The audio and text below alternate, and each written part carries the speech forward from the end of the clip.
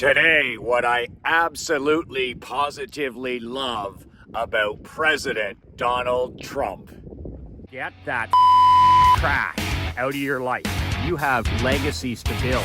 We grew that business from 3.4 million to 17.1. Horsepower, not horse shit. You want to be the parent that's an ally. They don't need another friend. Not everybody's cup of whiskey. Toughest advice for the toughest businessman. Be relentless.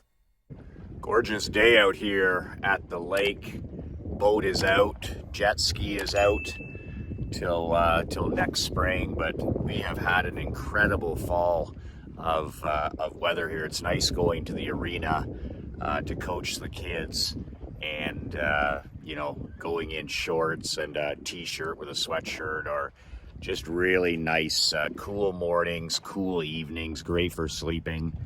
Krista and I, we put radiant floor heating in our lake house when we built it 12 years ago so that we could always have the windows open in our lake house, and the breeze off the lake here is just incredible. So we have the warm water going through the floor on both levels of the A-frame. I think you can see it there if I do behind me. So So you have radiant floor, the warm water going through on both levels, upstairs in the bathroom, in our bedroom. When you get up in the morning, your feet are warm. In the winter, you get up and early in the morning, and your feet are warm in the bathroom, or you get out of the shower. Radiant floor. I cannot recommend it enough. So, what do I love about former President Donald J. Trump? As I said in the email, Donald Trump is an extremely flawed human being. That's no issue for me, because I'm a flawed human being as well. And I haven't met many people that don't have multiple flaws. What I like to do is learn something from every leader that I can. I try to push away all the politics. I try to push away all the fake media, all the fake news, the half-truths, and really study people. One of the greatest business books I've ever read. I've read over 2,000 physical paper and ink books. And Trump's book, The Art of the Deal, is in the top 50 of the all-time books. I actually read it over here beside our home now. I read it over there 20 years ago when I rented that rental cottage. And I remember sitting on that deck over there. I had a 1 week vacation. This was when I just started working for my dad. I think I was in my second year. And I came out here with the thick book of The Art of the Deal. And I literally sat there for 4 or 5 days, just in the afternoons. I worked in the morning. There was no such thing as a vacation when I was working for my dad, especially in my first year. And I remember it was that fat book, and I read that book from cover to cover, and it was one of the most valuable business books I have ever read. The rest of Trump's books, like everybody else's, they're garbage. They're ghost written. It's like Kevin O'Leary's book. The book that Kevin O'Leary's first book, The Cold Hard Truth, is outstanding. Donald Trump's first book, The Art of the Deal, is outstanding. It's legendary. Then these guys write a second, third, fourth, sixth. They write one every Christmas season, but they're ghost written. These guys don't write. They wrote one book, and you can tell. And they're fluff pieces, and I don't buy them and I don't read them. Everybody always say everybody has one great book in them. And I should talk, because I've written 3 books in total. I've written How to Not Get Your Ass Kicked in the Insurance Business. And then I've written my newest book, How to Not Get Your Ass Kicked in Business and Life. And then I did a little guide to insurance. I've done a little guide to insurance. I did a little guide to in the barbering industry, any industry, and I put best practices guide together. It's a book, but I don't really count it as a book. So I shouldn't really be talking, because I have 2 large books: How to Not Get Your Ass Kicked in Insurance, and How to Not Get Your Ass Kicked in life and in business. So you would have to be the judge of which one of those is the best. But I really like my latest book because it's for all businessmen, it's for all entrepreneurs, it's for all fathers, it's for everybody and anybody that wants to win. Speaking of winning, that's the number one thing that I love about Trump. When he was campaigning, it was a 2-year seminar, a 2-year advanced seminar on how to speak to the general public. When you go back through transcripts of President Trump's speeches, his tweets, any and all communication with people that were voting for him, he talked to the person who he had a chance of getting to cast a vote for him. He didn't talk to anybody else. That's one of the big secrets in winning in politics, is you only talk to your prospect that's going to vote for you, and in fact you repel the others. I don't think Trump's campaign jet ever touched down in the state of California. What's the point? He's never going to win there. They don't want him there. You know, socialism reigns supreme. There's no way that Trump's going to get there. So he spent a ton of time in Florida as a swing state. He spent a ton of time in middle America, in the Rust Belt, where people they know what a true day's work. And he stayed out of the left coast. He didn't even do a lot of campaigning in Jersey or New York. He knew those states were dead on arrival. He knew he wasn't going to get the blue collar vote. He wasn't going to get the vote for his Republican nomination. So the man he pissed through a straw. He only spent time in towns and cities and states where he had a chance to win, especially the close ones like Florida, and of course he won. But one of the things that they did a study on is, they said when they did the transcripts of all of his communication, all his speeches, all his rallies, he spoke at a level of grade 3 to grade 6. And you may say, well, what does that mean? Well, what that means is he's a communicative genius.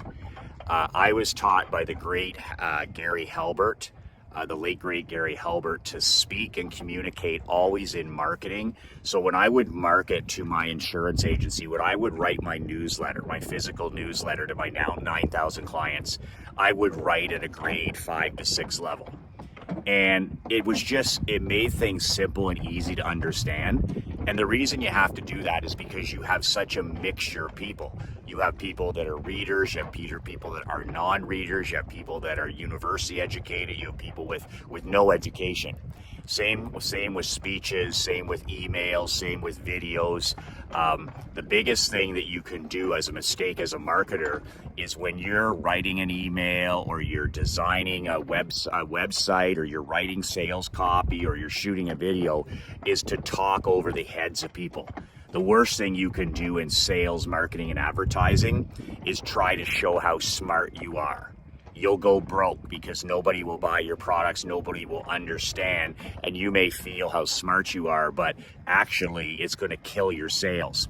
There's software out there where you can send in any copy you write, whether it's an email, whether it's a website, whether it's a sales letter, whether it's a video, and you can put it into this software and it will tell you what grade that writing is at. It could say grade 3, grade 4, grade 5, grade 6, whatever it is. But Trump was a magician at this. He spoke in headlines as well. That was another thing that Trump did better than anybody. He framed everything. Like, it didn't matter. Like, the great politicians and the great leaders frame everything in headlines. Just hook after hook after hook. You know, make America great again, make America great again, 10,000 times. And, you know, to the average person, you're trying to cut through the clutter. You're trying to cut through people that they're on their phones, they're distracted, they're checked out, they're medicated, they're sedated. Make America great again. What's he talking about? Make America great again, make America great again. And then after 2 years of pounding that message home, it starts to resonate even more and more and more. And as a great politician, he knew how to speak in headlines, and he framed it to a simplicity, couple of things, 2 to 3 things, not 13 things. Immigration. What are we doing with illegal immigration? Going to build a wall. Going to build a wall. Going to build a wall. Going to build a wall. We're going to build a wall. and answering every question the same. What are we going to do with the problem of illegal immigration? We're going to build a wall. We're going to build a wall. We're going to build a wall. We're going to make America great again. And same thing with taxes. We're going to cut taxes. We're going to have the best economy ever. We're going to cut corporate taxes. We're going to support small business. We're going to cut taxes. There's going to be more money left in the middle class pocket. We're going to cut taxes. Our military is going to be a superpower. And you see where I'm going with this. Just simplicity is genius. And, you know, the people who don't understand it, the talking heads, the goofy political analysts, they have nothing better to do. You know, they've never won an election. They've never campaigned. They've never done anything that they're commenting on. And they talk about, he talks like he's, he's not a very bright or intelligent guy. I mean, the guy's an Ivy League guy, right? He's a multi-million-dollar Ivy League graduate. So they couldn't carry his bag. They couldn't carry his bag, so to speak. But it's all on purpose. It's like, talk quickly in headlines, talk simply, get the message out there. It's no different today for you. Like you're dealing with a distracted prospect, you're dealing with a distracted client. People are inundated with information, they're overwhelmed, and you've got to have that crystal clear message. You've got to have that hook. You got to be able to, like Gary Halbert said, you got to reach out and grab people by the throat with your ads and your promotions and your copy. Because if they don't read it and they don't listen to it, it doesn't matter. If I don't grab you by the throat when it comes to my videos, you don't watch them, I can't help you. If I don't grab you by the throat with my subject lines in my emails, if it doesn't get open, it doesn't get read, the email can't help anybody. So you got to reach out there and you got to grab them by the throat. And Trump did that. He had a reach out there and grab them by the throat mentality when it came to all of his communication. The other thing I love about Donald J. Trump is, and it really resonated with the American public, is he talked about winning. He talked about winning. Did you notice that? All these other candy-ass lifetime bureaucrats, lifetime politicians, they sicken you with their weakness. The Jeb Bushes of the world and the Hillary Clintons of the world, just cupcakes and snowflakes and takers. And they're up there talking about, everybody's a winner, and they're the people behind the participation trophy society that we live in now. Let's punish the achiever. Let's punish the high performance person. Let's punish the kid that deserves to go to Harvard. Let's punish the young athlete who's put in the work. Let's punish the entrepreneur who's worked their entire life. Let's punish the small business owner who works 80 hours a week just to make ends meet. Let's punish the doers, the builders. Let's punish the contenders. And let's reward the tomato cans. Let's reward people that don't do the work, that they don't build anything. They just take. Their life is taking. So it was so refreshing to a large segment of the population when Trump came out and said, you know what, we're going to start winning again.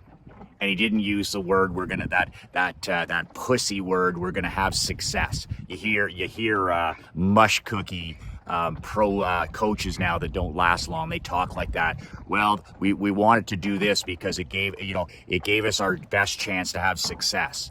Well, what the fuck does that, what does that mean? What does that mean to your athletes? Like, it's just talking in ridicule. That's political speech. That's politically correct speech.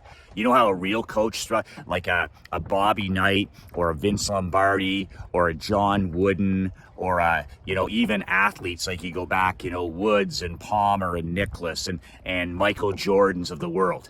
They didn't talk about having a chance for success. They didn't talk about this will give it. They talked about winning. And that's the American way. That's what Americans and Canadians want to hear. They want to hear, you know what, we're going to win again. And then Trump would explain what winning is. And he took it to a comedic level at his rallies where he would say, we're going to win so much that you're going to get sick of winning. You're going to say, Donald, please stop the winning. And I know that we used to holler over that stuff as pro coaches and amateur coaches and sports guys. And we kind of did we made fun of it to a degree where it was like, come to Perth and play for the Blue Wings, and you're gonna win so much. You're gonna say, "Coach, please stop the winning. I can't take any more winning." And just hilarious stuff that resonates. It resonates with everybody. And it had been since Reagan that a great man stood up there and said, "You know what? We're gonna win, and we're gonna win so much that you're just gonna love winning again." He talked about, beating China. He talked about being number one in the world. He talked about having a winning military. He talked about having a winning economy. He talked about all of these different things, but he talked about winning. He got up there as a badass leader, a badass entrepreneur, and he talked about winning. And people are so sick and tired of listening to the participation trophy stuff for the last 20 years, where we punish high achievement in our society, that it just resonated. But that's the number one thing that I loved about Trump. Listening, not the 2 years on his campaign, we're gonna win, we're gonna win, we're gonna win, we're gonna get back to winning. And I remember on his speech when he announced that he was running, when he came down the escalator. So here comes the king down on the escalator with his queen. He gets up there. I love how it's all set up. I'm fascinated by the show. And then he gets up there. He's got his family around him. The place is packed. It's at Trump Tower. And what does he say? He talks. He says, "We don't win anymore. In America, we don't win anymore. We lose to China. We lose to Japan. We lose to North Korea. We lose to Afghanistan." And it just goes on. And it's almost like a Vince Lombardi speech, in that, it's about winning. It's about being the best. And hell, that resonates. That resonates with the competitive American spirit.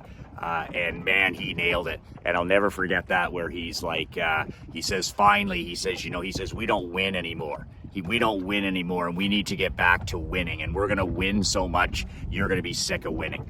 So there's a handful of things that I loved about Trump, not just when he was president, but also during his 2-year campaign. I love listening to leaders talk about winning. I love listening to Division I football coaches, the very few winners, talk about winning. Saban talking about winning, Krzyzewski talking about winning, John Wooden talking about winning, Bobby Knight talking about winning. I love listening to Steve Jobs talk about winning. I love listening to Elon Musk talk about winning. The guys are so super confident. They're such alpha males that it's magnetic. It's absolutely magnetic to most people. I'm going to lead us and we're going to win. And it's just magnetic to most people. And what's great about it is it repels the snowflakes. It repels the cupcakes. It repels the tomato cans who don't know anything about winning. They don't want, they hate their country. They hate their life. They hate their job. So they don't want anybody to win. They want everybody to lose. And that's the thing about winners. That's the thing about great badass world builders. A winner wants other people to win. A badass king wants the tide to rise so that everybody's boat rides. Winners want people to win.